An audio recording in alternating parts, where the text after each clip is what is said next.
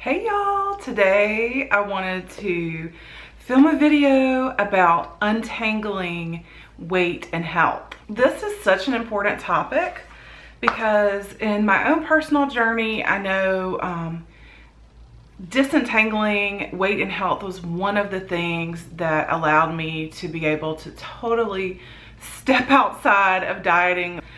I feel like this conversation needs to happen in the mind space of empathy, compassion, and humility. And let me just set the tone for this whole video.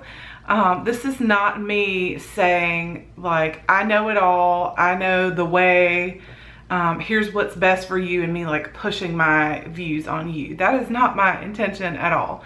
My intention is to perhaps make you think about things that are presented to us as like ironclad gospel truth. My intention is to get you to maybe question and re-examine those things based on some other evidence that I am going to talk about and link you to. Wherever you're at with this whole dieting thing, I just want you to know that I have empathy and compassion for you. I've been there. I don't judge you for going on any diet because there's so much misinformation out there, and we have been just hit over the head with things that may not be true. And so I just want you to know that I'm trying to come at this from a place of humility and compassion for myself and what I've been through, and for y'all and what you've been through or what you're going through right now. One of the major issues I have with diet culture right now is this tendency to over exaggerate certainty. It happens all the time, and if you have been on a bunch of different diets, you probably know what I'm talking about. There are these people who basically like proselytize like, this is the way, this will cure your cravings, this will cure all your issues, your eczema, your food digestive sensitivities. The promises are really unlimited, and they speak with such certainty and conviction that it can really kind of draw you in. But from my perspective, what I'm seeing is a lot more uncertainty. I see a lot of factions with their hands in this pie, and they're not necessarily factions that have personal health in their best interest. Also, there are a lot of cultural and societal reasons for dieting and thin ideal, and I hope kind of putting all this together in one hopefully not too long video will help you guys kind of like step back and just get more of a big picture type of view.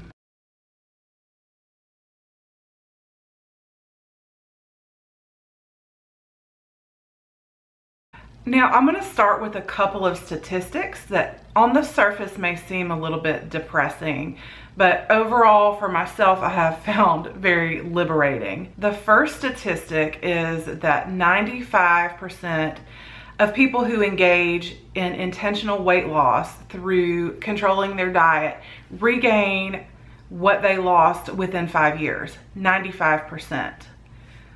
That is pretty mind-blowing. If you think about prescription drugs or other types of medical interventions, can you think of any other spot in society where we prescribe an intervention that has a 95% failure rate? The second statistic is about 2/3, 67% of people who seek intentional weight loss through dieting will end up heavier than when they started.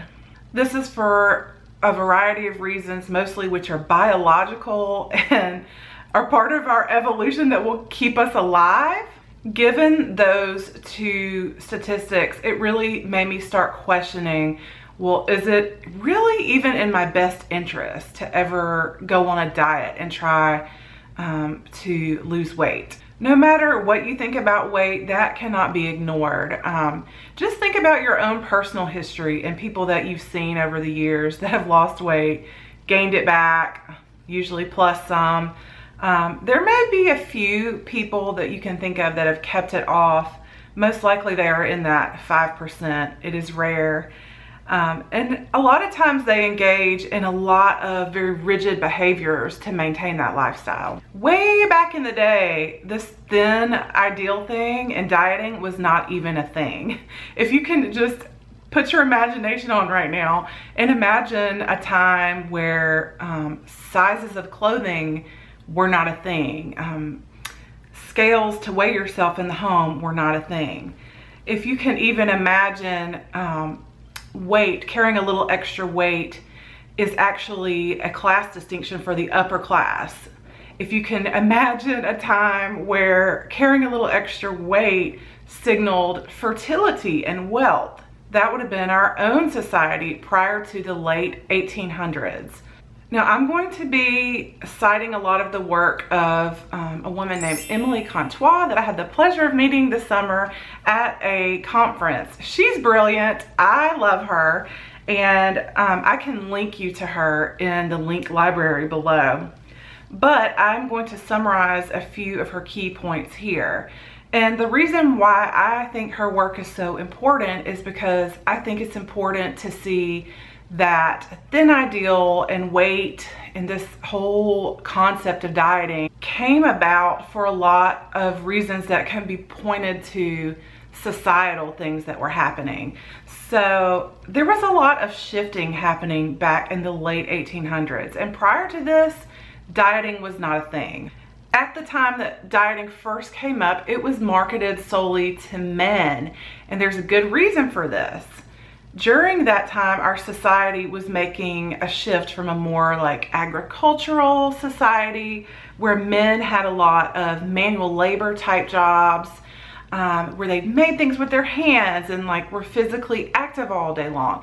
It was shifting from that to suddenly there was this middle class and upper class where men were putting on a suit every day and going to work in an office and sitting at a desk most of the day, where their lifestyle comparatively was a lot more immobile. This created a lot of anxiety about the role of men on a societal level, and this is when dieting first started coming around, and it was presented to men as a way to maintain their masculine physique. Dieting wasn't the only phenomenon that we saw pop up during the same exact time period. We saw the rise of things such as American football and boxing and weightlifting. All these things you can see you can see logically how they connect to masculinity and the role of men. The fear of the employment shifting that was going on is that men were going to be overly feminized and that our society would kind of lose touch with this masculine core.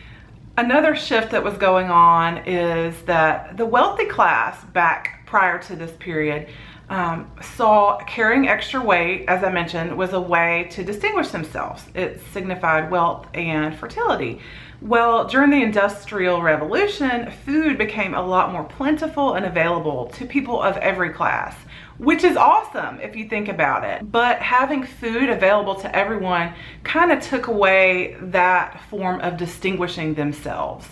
So you suddenly, during this cultural shift, you saw people of lower status, lower social status, be able to attain the look of wealth. You may be asking yourself like, well, okay, I see women struggling with this issue. Like, how did that come into play? Well, history shows that diets were not marketed to women prior to the 1920s. And you may ask, what happened in the 1920s that would cause this to happen? One theory is that this phenomenon is linked to women's suffrage. Women became able to vote. Women's roles started shifting in society, and this created a lot of cultural anxiety of this middle class. And there's a theory that says that this started being marketed to women as a way to kind of occupy them with something kind of insignificant. The next person I kind of want to point you to is Dr. Linda Bacon. She wrote a book called Health at Every Size, and reading that was really transformational for me. Again, like I said, it kind of helped me unlink that thought in my brain that optimal health is linked to a certain weight, and that weight should be the focus on all of your health achieving activities.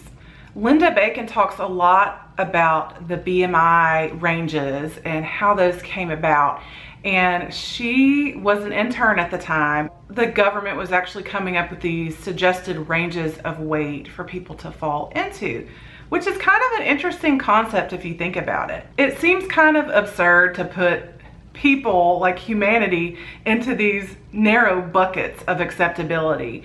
If you think about dogs, for example, and the different dog breeds and how there is real diversity between them, it would be the equivalent of telling a bulldog to lose a bunch of weight, that it should look more like a greyhound. So what Linda writes about in her book is that BMI was actually derived politically. It was not actually based on scientific evaluation of the health implications. And using the BMI scale actually leads to misdiagnosis in people of all sizes. When the BMI ranges of acceptability were actually published, they published them much lower than what she was hearing, and she was like, what the heck? She asked her advisor, I believe she was an intern at the time, and her advisor had mentioned that the pharmaceutical industry heavily influenced that. And that's kind of heartbreaking to me. If you think about it, the pharmaceutical industry has a lot to gain if you have an entire population of people thinking that their weight is a problem and looking for solutions to solve it. Now, I can't know their intent, but I used to work in compliance, and we would call this a conflict of interest. Another subject that Dr. Bacon speaks about is emotional eating, and it was like this one little part of the book, and I felt like there needed to be like flashing lights around it. What she said is that emotional eating is actually a phenomenon that we see only in people with dieting history, people with internalized weight bias, people who feel badly that their weight doesn't measure up to this cultural standard. In people who have never dieted or kind of thin, by nature, you don't see this emotional eating thing hardly at all. In fact, most normal people who have never dieted have the opposite tendency when they are emotionally stressed. They actually tend not to eat. And this makes so much sense to me. If you have a history of restriction and restraint and trying to like control your food, then when you are faced with stress, you have this thing, you have food out here that has this tremendous pull to you, more than it would to someone who is never restricted. And when you have that pull, of course, eating is going to be one of your go-to coping mechanisms. Her point about emotional eating, to me, just points to some of the ways that dieting is so destructive. It's actually creating a lot of food issues within people, issues that we've never seen until dieting came on the scene. Dr. Bacon also cites that something called weight cycling, that is losing and gaining weight a bunch of times, which a lot of us have done. I know I've done it. It's actually quite harmful to your health, and that combined with something called internalized weight stigma, which is feeling bad that you don't measure up to this health standard or this cultural standard. Those two things actually cause a lot of the adverse health effects that are blamed on fat. And they are perpetuated by dieting. It's so tragic if you think about it. People who have this problem are being prescribed an intervention that makes the problem worse. Dr. Bacon also conducted her own study. She actually invited one of her colleagues who is pro-diet, pro-weight loss, kind of more the traditional line of thought. She invited her to do a study with her, and they divided participants into two different groups, and her colleague showed them kind of like this moderate way to lose weight, more like calorie tracking and encouraging more exercise, basically the model that we're given today. Linda Bacon took the other half of the participants and she taught them about health at every size. She taught them about stress management, about finding more freedom and autonomy in their lives. She gave them all these tools not related to weight loss. And so in the study, the participants checked in, they were weighed, they were taking certain measures like blood pressure, cholesterol, those types of markers. And overwhelmingly, the group that was taught health at every size had way better markers on everything except for weight loss. Some of the participants did lose weight in Linda's group, but a lot of that had to do with healing their relationship with food. That's not to say that if you do health at every size and intuitive eating that you will lose weight. That's not saying that at all. Some people will gain weight, some people will stay the same. Participants in the pro weight loss group, many of them lost weight initially, but they started seeing participants drop out of the study. They couldn't stick with it. They said they had participants who stayed in the study gain back weight.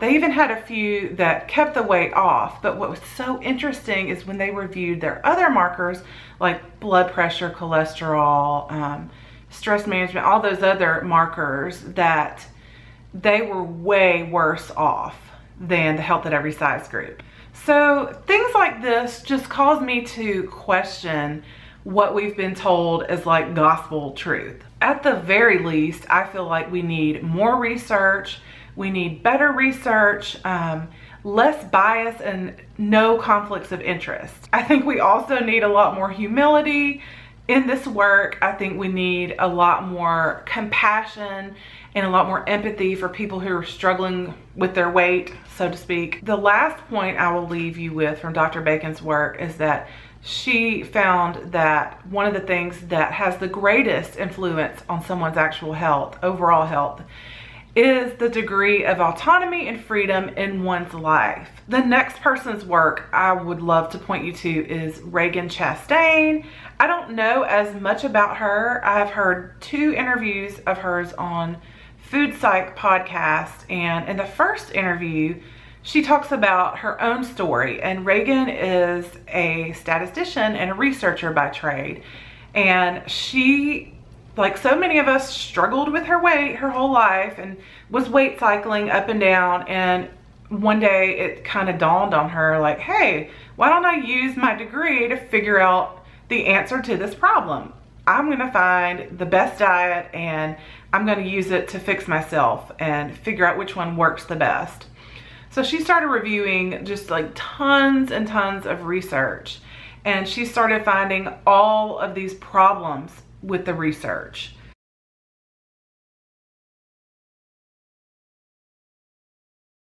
Things that we accept as truth or, not even something up for debate anymore.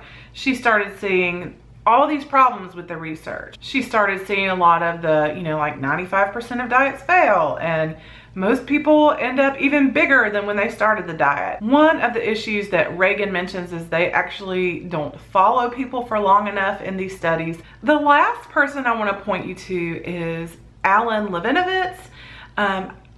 I listened to 2 interviews with him, one on Life Unrestricted podcast and one on Food Psych podcast. And he kind of delves into more of the psychological reasons people might pursue dieting. It is fascinating. He lines up a lot of dieting dogma and dieting rhetoric with that of religion. He is actually not a foodie or a dietitian. He is a professor of religion. And so he started noticing that people treat dieting a lot like religions. And just sit back and think about it for a second. People refer to things as good, or to foods as good and bad. Think about even marketing of certain diet foods like Halo Top ice cream or Devil's food cake or all of these religious references. Think about how diets are promoted. You have the evangelist, the person who has seen success.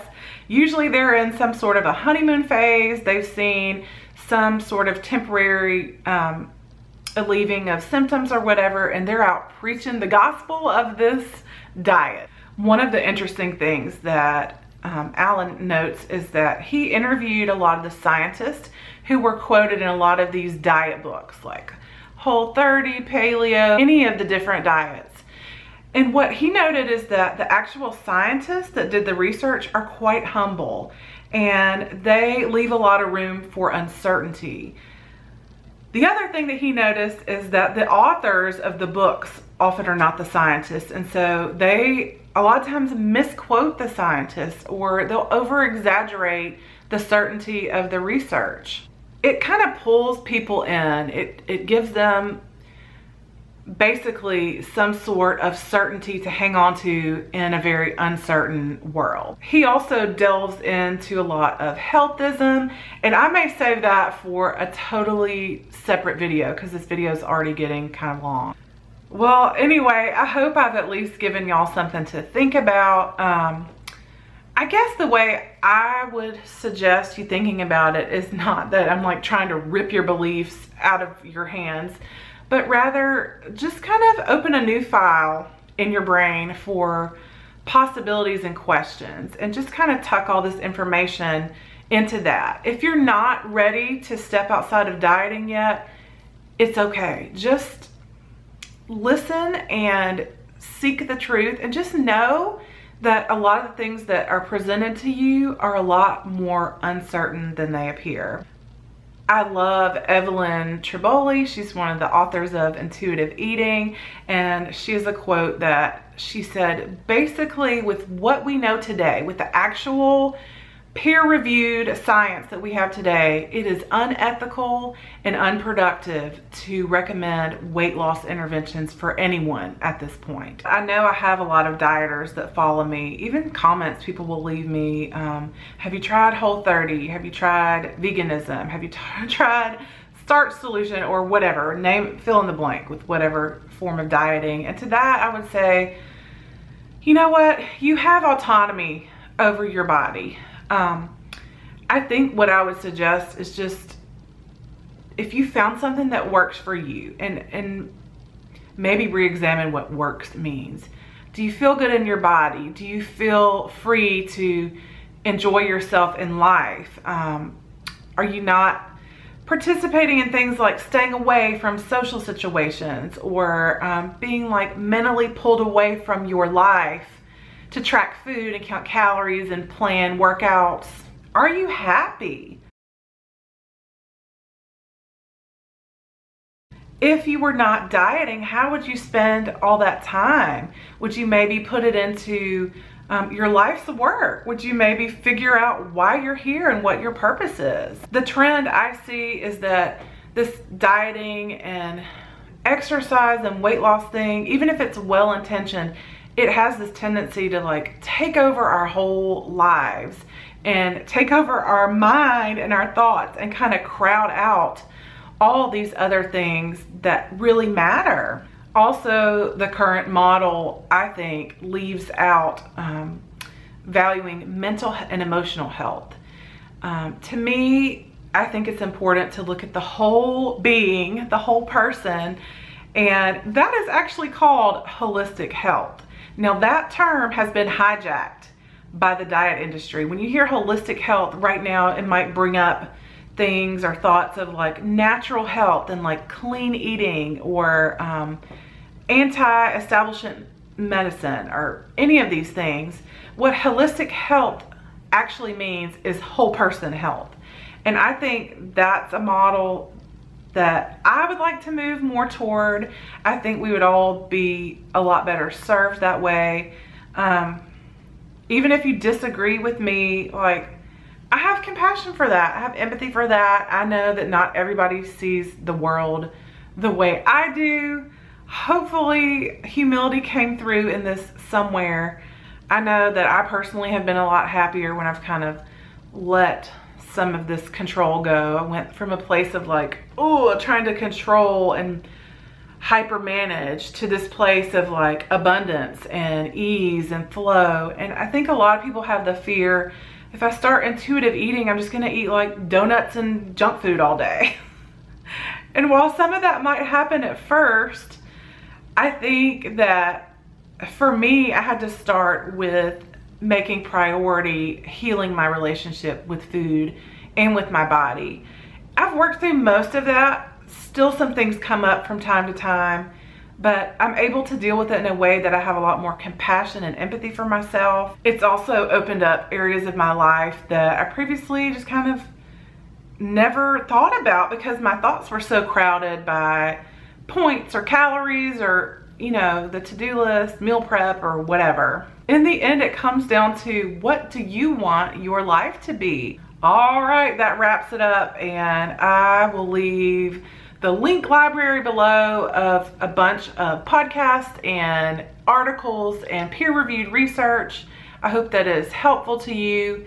I hope I've given you a lot to think about, and more than anything, I hope that you will just learn to have a huge amount of empathy and compassion for yourself. There's a lot of misinformation out there. I know we're just all trying to do the best that we can. I hope that you can learn to stop judging yourself, to stop beating up on yourself, and to really start to approach yourself with radical kindness. Because when we do that, when we start on the inside and we learn to be really kind and caring to ourselves, that's where self-care comes in. And not only do we learn how to care for ourselves, we also have an easier time turning that outward, and we have a lot easier time being more empathetic and compassionate and non-judgmental with other people. All right, so let me know what you think. Leave me a comment. Also leave me a comment if you want me to do a video on any of the things I talked about here, or any of the offshoots of intuitive eating or health at every size. Just let me know what y'all want to see more of, and I will see you in the next video. Bye.